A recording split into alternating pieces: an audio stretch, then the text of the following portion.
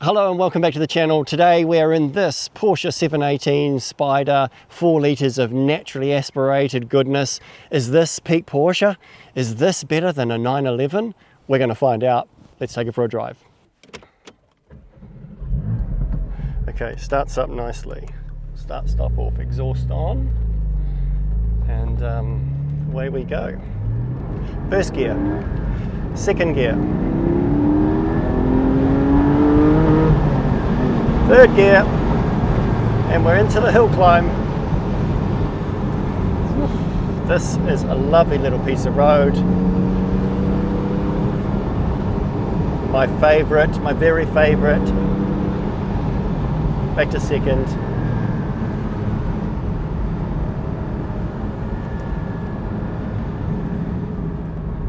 And around the corner. So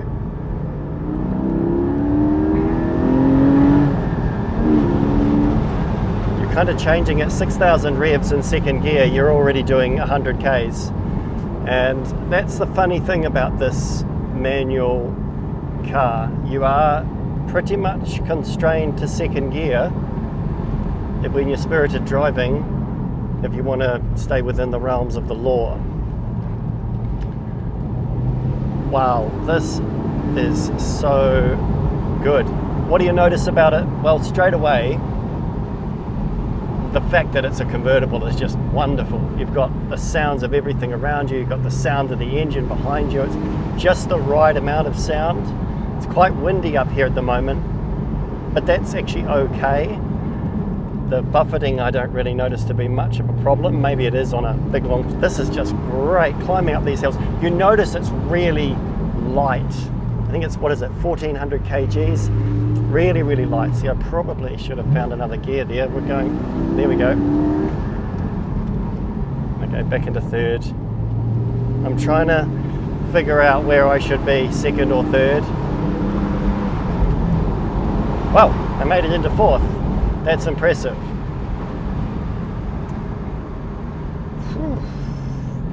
Turns into these corners beautifully. Has heaps of power up in those 3,000 rev range, just lots of power to kick in and grab. A little bit greasy through this section, so I'll just take it easy. Alcantara steering wheel, quite cool. Haven't driven a car with an Alcantara wheel before. It's like having a big fluffy wheel. Feel like I'm back in the 80s.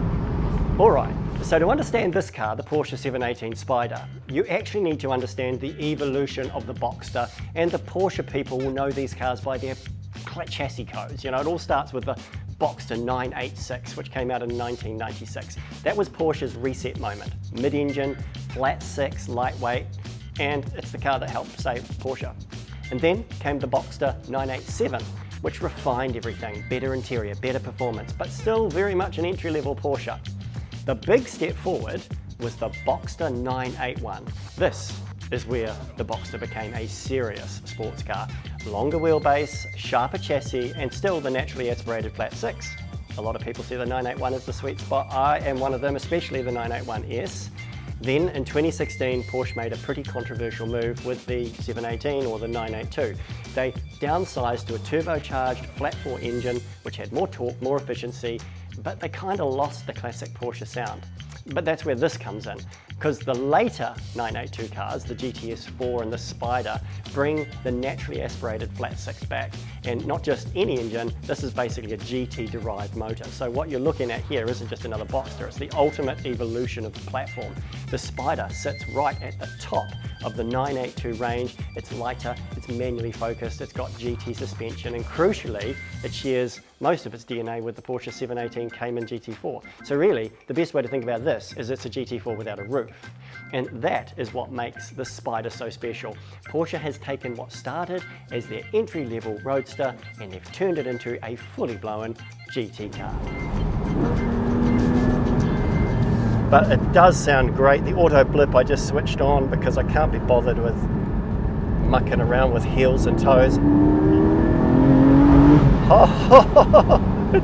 It sounds so good. It just wants to keep going and going and going and going forever. This car could get you into a lot of trouble. Yeah, the lightness of the car, the brakes aren't too bad. They're not, I don't think they're carbon ceramics on this because they're nothing like the Turbo S ceramic brakes, but they're great brakes nonetheless. Ooh, what a cool car. Plenty of power. You really can tell that there is just heaps of power, heaps, more than you need. Another cool car out for a run. I'm driving around these hills and I'm kind of remembering my time last year in the 981, in the 981S around the French Alps, PDK. And I really remember that car being just so good. It wasn't as powerful as this, but the 981 is really the one that I am looking for. But this came up to look at and try, and you can't help but do it. And I mean, 4 litre naturally aspirated, big engine, so good. It is such an amazing car, and someone is going to absolutely love this car, and it's just going to put a smile on their face every single time that they get into it. So cool. This car is for sale, so go down and try it out. They're brilliant. They really, really are brilliant. Everybody that's reviewed these cars has said they're brilliant. They're right. They're absolutely right. Go and have a look at some of the other reviews. They are all right. This is one of the first reviews I've kind of done where it's not that I'm lost for words, but I just don't really want to talk. I just want to enjoy the drive, and it doesn't happen very often. You just get in this thing and you just want to, you really feel so connected to everything. You just want to just push it a little bit, and just see how far you can push it. And you know, the more you drive it, the more you do get used to these gears, even though I've gone on about them way too much. You do get used to them. So good.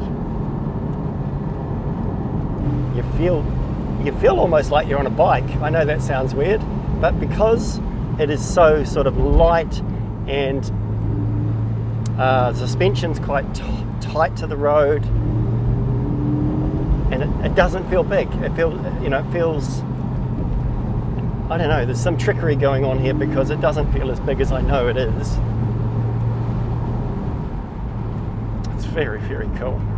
It's very cool. Man, I keep saying this, every Porsche you get into has a completely different character to it. Completely different. And I've heard people say that this car they would prefer over a 911. And I actually do get that. I understand why that would be. But it is different. It is really, really very different. So I'm just coming down the hill and I was kind of thinking, what does this car compare to in terms of what I've already got? Like, why would I not get this car? You know, you try and talk yourself out of this sort of stuff. It's all the man math starts to go on, and then you talk yourself into it and you realize it's a no-brainer, but then you kind of think, do I need it? When would I drive it? Well, anyway, I don't really need it because it's not exactly what I'm looking for, and that's because I've got the V10 R8 Spyder manual, and that's probably the closest thing I can compare to it. It's kind of getting similar in price now. The Spyders manual like that, they're really very, very rare. So for somebody that wants one, you're going to have to pay getting close to 200 for a really good one. So then how does this compare to that? Well, firstly, the noise in the V10 is second to none.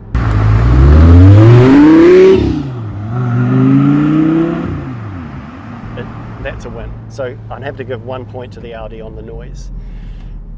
In terms of the comfort, particularly for long trips, that kind of thing, because this has all got the sporty seats and manual pump-up seats and things, I'm going to give the comfort to the Audi.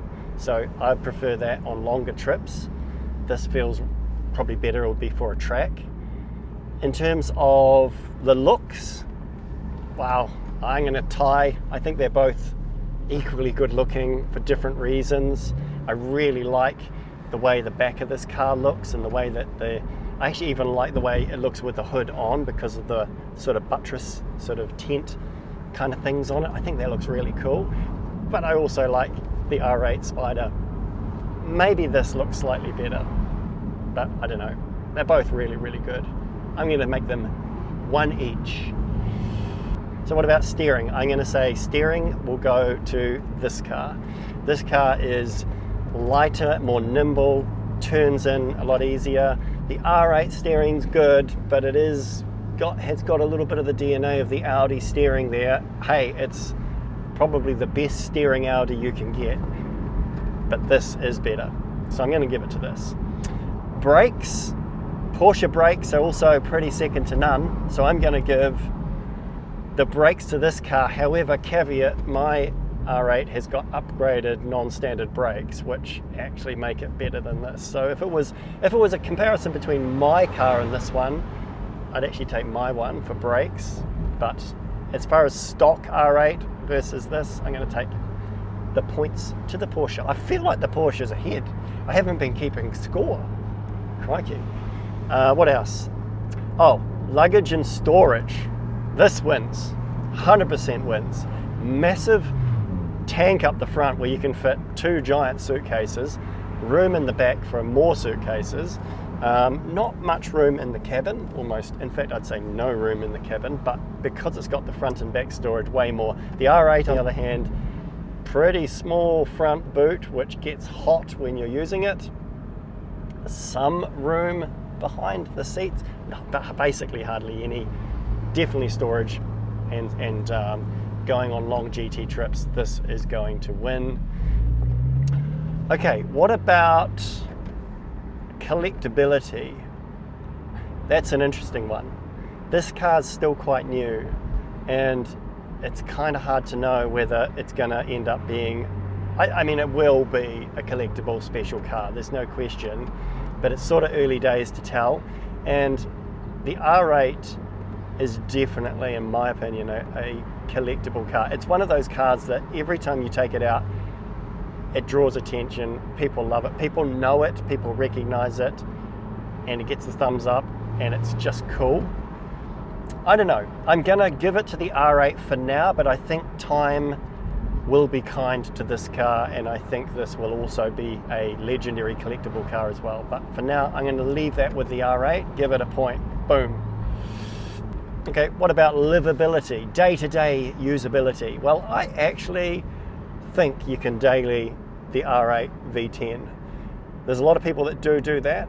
I think you could probably daily this as well.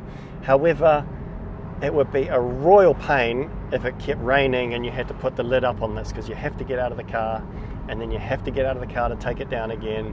Whereas in the R8, you can raise and lower the roof while you're driving. I think up to 30 or 40 kilometers an hour, you can bring it up and down, really easy. And secondly, the gear ratios in the R8 are just a lot nicer. It's still a big engine, so you're still, you know, stop-start traffic is pretty horrible in the R8 because big V10, first, second gear.